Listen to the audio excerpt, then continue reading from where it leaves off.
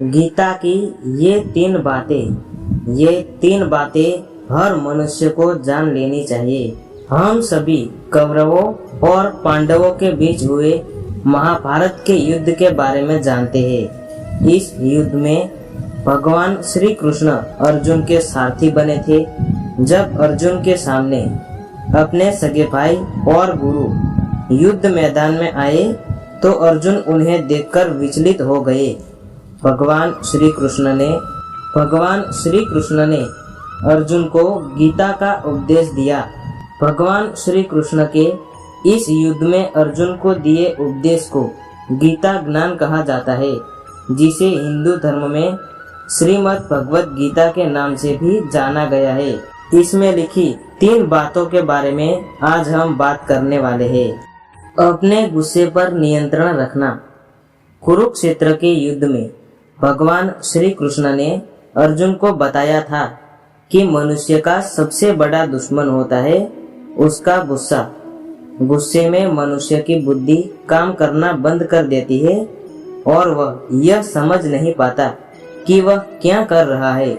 ऐसे में वह अपनी खुद की हानि कर लेता है।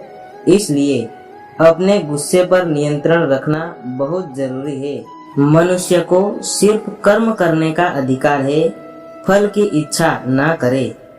यहाँ भगवान श्री कृष्ण कहते हैं कि मनुष्य को चाहिए कि वह फल की इच्छा त्याग कर कर्म को अपना धर्म समझकर करे, क्योंकि जो मनुष्य फल प्राप्ति की इच्छा करता है उसका मन फल के बारे में सोचकर अपने कर्म और कर्तव्य से विचलित हो जाता है और उस इंसान को वो फल प्राप्त नहीं हो पाता जिसकी उसने इच्छा की हुई थी।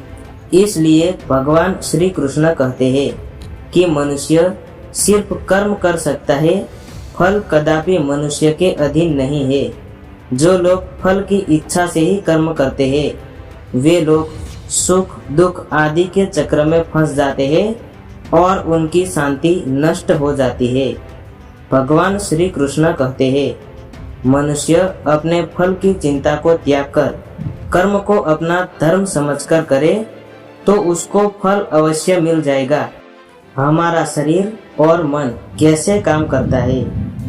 यहाँ भगवान श्री कृष्ण कहते हैं कि मनुष्य का शरीर एक रथ के भांति है। जैसे आँख, कान, नाक, जीभ और त्वचा आदि इन इंद्रियों घोड़ों को जो सारथी चलाता है वो सारथी ही हमारा मन है और उस रथ में बैठा हुआ स्वामी वही हमारी आत्मा है।